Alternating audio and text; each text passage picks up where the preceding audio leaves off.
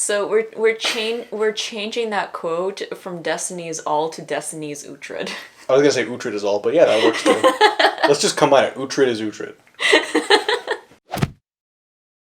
Hey YouTube, welcome back to our channel. My name is Elena. And I'm Björn. And we are Viking Age reenactors and living historians here to talk with you about your favorite Viking shows. We are on episode 7 of The Last Kingdom, steadily making our way through, getting closer to the end, and it's kind of scaring me. I don't know what's going to happen. I feel like there's so much still up in the air, you know? Yeah, there's a lot that they need to kind of wind down and figure out. Yep, and they've only got about 4 hours left to do it, so a lot can happen in 4 hours. We'll find out. We're about to. So we're going to be changing things around a little bit with the next couple episodes to kind of see what works and what doesn't after everything that happened with copyright stuff, you know. But we have a couple ideas that we're going to throw around, and we're going to kind of experiment a little bit, see what works. Let us know as we go through. Comment on what you like, comment on what you don't like. Give us some feedback. And with that, let's jump into the episode.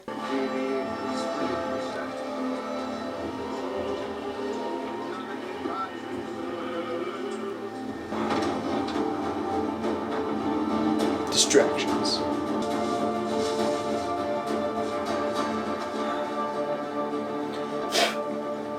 This is drawing a very loose thread. So here, Uhtred is using this procession when everyone's attention in the village is turned toward burial of the dead king, and he's kind of using it as a means to get into the village essentially while everyone's backs are turned. It's very reminiscent of the way that some of the early Viking raids went, where they would wait until, you know, Sunday mass or some kind of a celebration when everyone was either at church or distracted in some kind of way, and then the Vikings would strike the village and burn everything and pillage to their heart's content. That is an astute observation. Yeah, so we actually do know that the Vikings would, when they were out raiding and they wanted to get an idea of like the defenses of a fortress or like how a town was kind of run and stuff, they'd actually send like scouts out, you know, without armaments and stuff, just to kind of try to blend into a crowd and like sleuth their way in and like get head counts and see the guards and like what defenses they had. We know that they did that in the city of Nantes in France, where they actually sent some scouts in, and they were observing everybody being very lax. There was some kind of like a party or a celebration going on, so they were like, "Oh no, we got to do this now." And they like saw everything going on and like took a mental note and went back and told everybody, and then they stormed in and took everybody by surprise. But also happened in Jorvik, in the city of York in England, during the Great Heathen Army. They planned their invasion of the city to happen on All Saints' Day, which was when the Christian people would be having a huge celebration for all the saints. And while they were distracted with their celebration, with their revelries, they again came in and took over the whole place. So yeah, absolutely. Right. Very clever. Yeah, so this is kind of like, it's a little bit of a loose thread, but it still follows that same mentality of let's wait until everyone is off doing something else, essentially, and not paying attention, and then sneak our way in. Yeah, brilliant, honestly. This is like for way less devious activity. Exactly. But still that same kind of concept of like playing the people kind of against themselves. I don't know who this guy is, but it seems like with most of their extras, they try to dress him down or something, but they make him look so much better than everybody else. The dude actually has proper chainmail on, which is great to see. I think he has like a chainmail coif, which is like the head and shoulder covering as well. That would have been something later period, so it wouldn't have really been seen in like the proper Viking age, especially not in the late 9th century, early 10th century for what this is. That would have come later on. I do want to talk a little bit just to further downgrade this and always nitpick and find a problem. So looking really closely at it, not only are the rings like really big, so it's a really kind of wide gauge of like ring dimension that they're using. But also, if you can see, it looks like all of those rings are like really smooth and like rounded and fleshed. Like you don't really see too much not like texture, but like you don't see any kind of like ridges or like inconsistencies in it. And that's because it's butted chainmail, which means that just the metal ring is just clamped shut and just like pushed shut like that.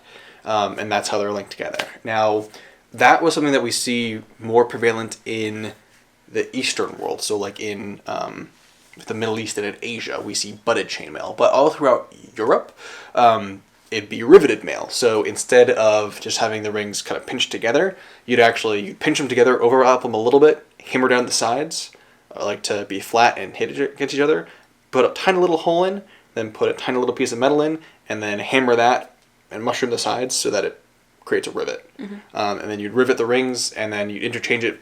You could either do each ring riveted, or you could like interchange like a rivet with a solid ring and a rivet and a solid ring, so you can loop it together.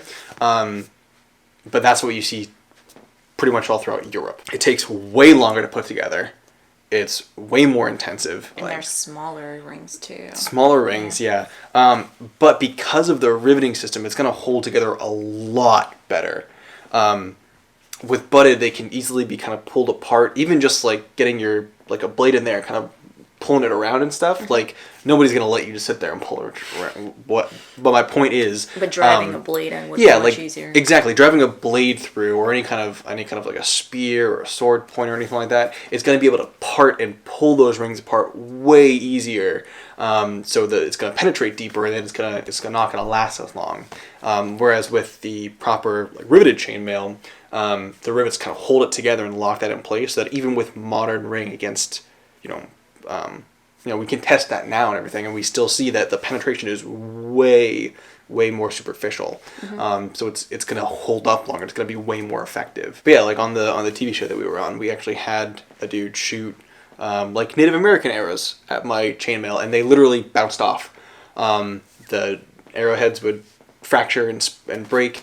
There was like a little chip that it left in one of the rings. Yeah, that was about it. Yeah, it like dented a ring, but it still did nothing to it. Like and even just like trying to push it through, it could only get in about like that far. And you have to really penetrate like 4 inches into like a stomach to do like lethal damage kind of thing. So, I mean, chainmail is worth its weight in gold in the Viking Age. We cannot defend ourselves. Then suddenly, from nowhere, a fever closes the city and starves the people. Or could you go too far? You cannot be suggesting I created this situation. This is too modern. I don't like it. It's...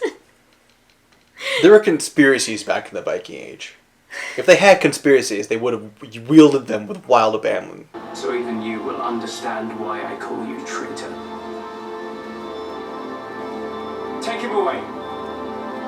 Well, he definitely takes after his father by snapping at Uhtred at every turn for no reason. That's very true. The legacy continues. We cannot outrun them. Let's hide. Get away! They just put themselves into a shitty situation. Why did like they crave disaster. What? Why let go of the horses? Why send the horses away? That makes no sense. They always do it. That makes absolutely no sense. Now Right? they don't have horses. Yeah. Now how are they getting out of the forest even after the danger's passed? We have taken your son to Wessex for religious instruction. Ballsy. He will be cared for until his father finds better judgment. That was ballsy. That was borderline evil. Yeah, that was pretty rough. I mean, it's exactly what his father did so many times. True, yeah, and kids do come in handy when you need to, Tug at those heartstrings. Yeah. Yeah. Well, he was trying to get his like, child son on the throne so he could rule through him. Yeah, so he could rule through him, but Yeah. because he knew that he could not take the place himself and Oh, just yeah, do absolutely. it himself. Absolutely, yeah. Like, he wanted his own puppet king. Yeah, exactly. But now he has no bargaining chip because that's been Yeah. entirely taken away. It worked for 4 hobbits, not for you!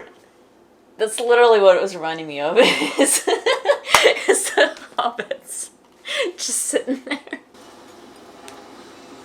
She's being cared for, but she became unwell. Sickness. It may not be. She's travelled a great distance.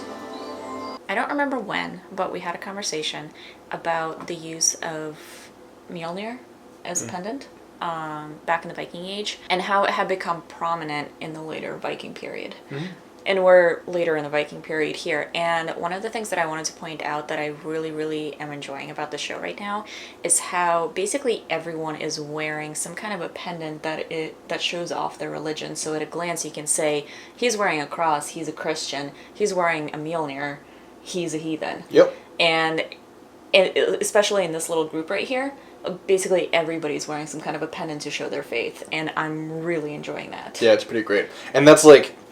It's kind of great for the viewer because you can just quickly at a glance like know who's on whose side basically. Yeah. But it would have 100% been a thing in the past as well, because I mean it started with Christianity as an emerging religion. Yeah, I mean it became like a indication or like a marker of your faith basically to show that off and say, we are Christian, when most of the world was not.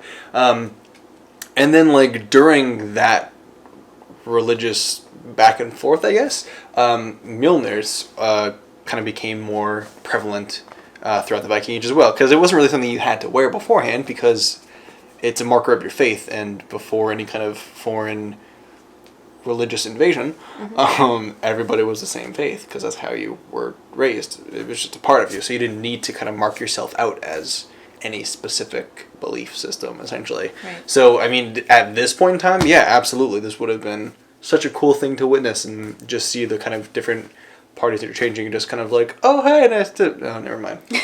Not nice to meet you. Just like, Yeah, but also used for, it could have also been used for like trade as well, because it would show that, I mean, people could like put on like a Mjölnir or put on like a cross or something just to show that like, oh, they're Christian friendly or something like that if they want to do trade and business, because a lot of the times you had to get baptized or show some kind of religious affiliation with somebody if you wanted to actually go into business. So. Right. And why? Same reason I fought to take no. My deep love of mercy in politics. Always a bag. I love my sister. I know he was speaking the truth when he said the kingdoms are stronger united. You're free to go, Richard. I can't help but feeling like this is some kind of a good cop, bad cop setup. Even though he's letting him go, I have a feeling that he wants something very specific from him. Very well could be. I think he's just having like a little moment of fragility. That's what you would think, but honestly on the show I have no idea. We'll find out. Yep. Once again, you used my orders to suit your own wishes.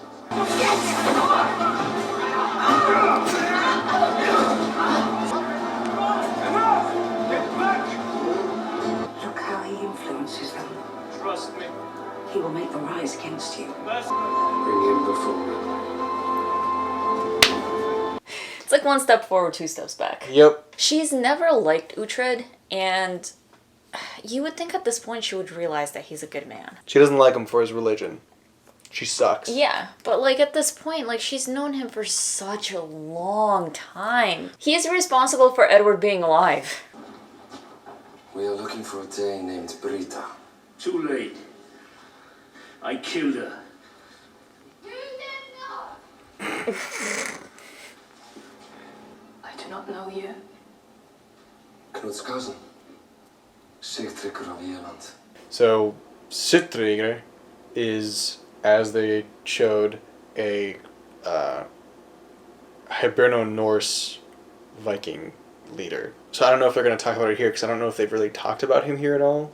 But I know there's like a familial line between Sigtryggur and Ragnar Lothbrok, where Sigtryggur is the descendant of Ivar the Boneless, either like his son or his grandson, something like that.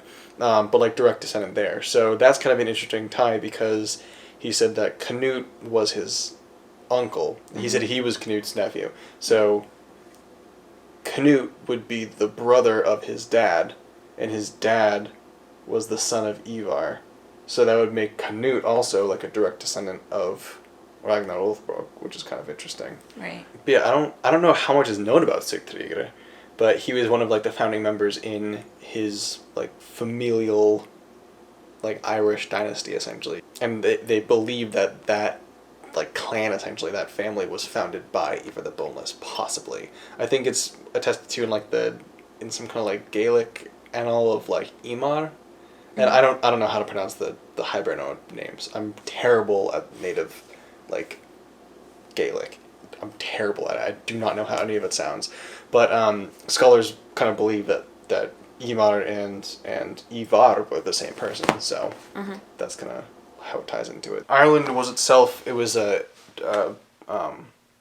assimilated culture at this point between the native Irishmen and the Norse. They were their own cultural identity of the Hiberno Norse, which was the combination of the native Irish and the Norwegian kind of settlers and visitors, I guess. Yeah, I mean it's really kind of like an interesting dichotomy, because like with the names it's very mixed with the names, because you'll either have somebody who has a very Norwegian or like a Norse first name and then a very Irish last name, like given name, or it's the opposite way. It's a very Irish first name and then like a Norwegian surname. And that might reflect, you know, who the mother was versus who the father was, potentially. Possibly, yeah. But there seems to be a lot of shared heritage, a lot of shared culture between the two, which is really like interesting to see. I feel like it's more so than you typically see with a like the Viking assimilation. Oh, dearest Skál, you've come home. Alfred is dead. No, child. A miracle has occurred, and you are mistaken in your heartbreak.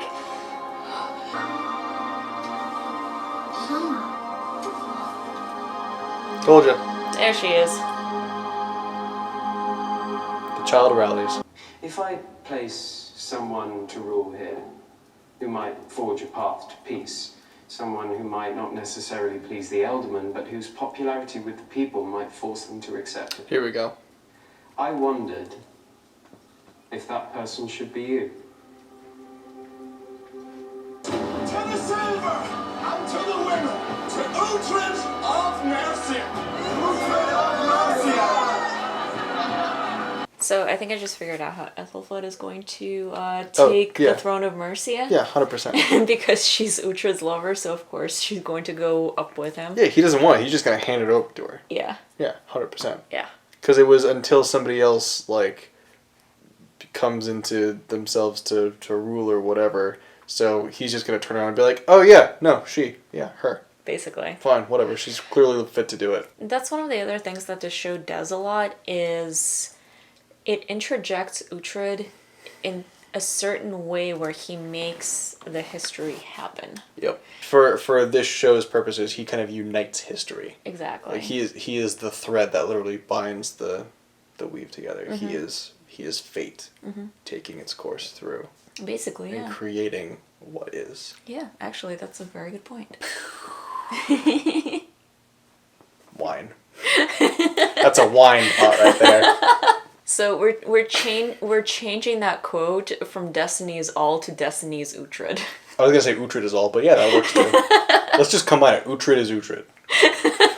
It is like a nice way to do it though, because like we've talked about it before, you know, like women's roles in society and the differences between women in Scandinavia and then women in England and stuff. So I feel like to have a woman lead an entire kingdom is very progressive, and I think I mentioned that early on when we were first talking about this. So it's something that wouldn't just be like readily there. You know, like there are queens, yeah, sure, but like queens are only the women who are married to the king. But you know, there's a difference between like that and having like a queen rule or a woman rule. So you kind of have to think about how that would work with with that given society. You know, it's not like an elected official where everybody has equal treatment and we're all about equal rights and women power and stuff like that. I mean, if anything, they held women down.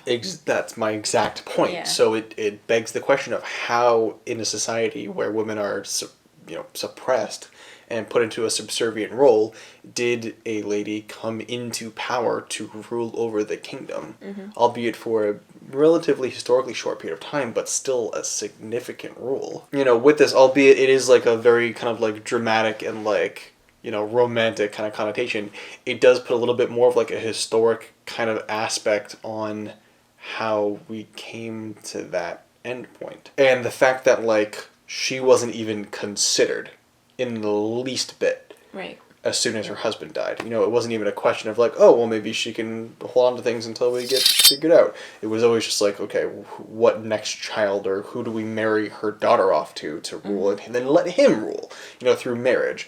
So it was never even like a question that came into their minds of like, oh, yeah, no, Ethelfled? No, that absolutely not.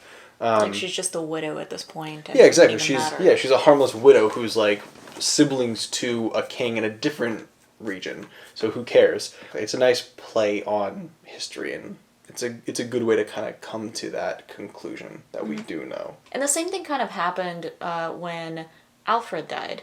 Granted, he had a son to pass the throne on to, but his wife is kind of left as just kind of the queen mother that really doesn't have much of a say in anything. Yep. She's just the widow that's kind of around. Exactly. History is really cool when you learn about it. Yeah. So it's kind of like the same deal. The fact that in history, Ethelfled was the next in line to rule after her husband's death speaks highly to the fact that she was very well loved in Mercia. Yeah, because of the fact that her leadership and her rule was accepted. Yeah, exactly. For so long. Absolutely, yeah. Exactly. No, I thought that was a good episode, honestly. Yeah. And I think they're heading in the right direction. Of course, they have to drag out, will Elfwin die? She's dead. No, she's almost dead. She's still breathing, and now she survived. We don't even know how she was healed, but... Oh, she wasn't. God. Of course they're going to drag that out, but, knowing history... Having faith in the show, she survives. I'm pretty sure we know how Ethelfled is going to ascend to her throne and take over her rule. Yep, we'll get there eventually. Yeah. And then the rest of it is, will Uhtred have Bebbanburg back? Yeah, that's really like the big question that everybody cares about. That's been a thing for 4 seasons now. 100% we're not going to get there. Not in this season. Not at all. Yeah, I'm going to keep mine consistent with the 666. I agree. I'm also flatlining, but I'm just kind of on a little bit more tier than you are. Like last week, I haven't seen anything to make me drop it. I haven't seen anything to make me raise it. Exactly. It's been good. Like, they're following the storylines, they're following the characters, they're following the history, and I'm really excited to see that and really glad for it. So yep. I'm gonna keep mine at a 7. Yeah, I was going to bring it up because they are staying true to the historical things. With Elfwin not dying and all those kind of things, and like leading up to Ethelfled getting power, because they're kind of building to those monumental aspects. I was going to bring mine up to a 7, but I'm gonna hold back. I'm gonna hold back my eagerness. I can't let them have it yet. They gotta earn it fully. So I'm not gonna put out yet for that 7.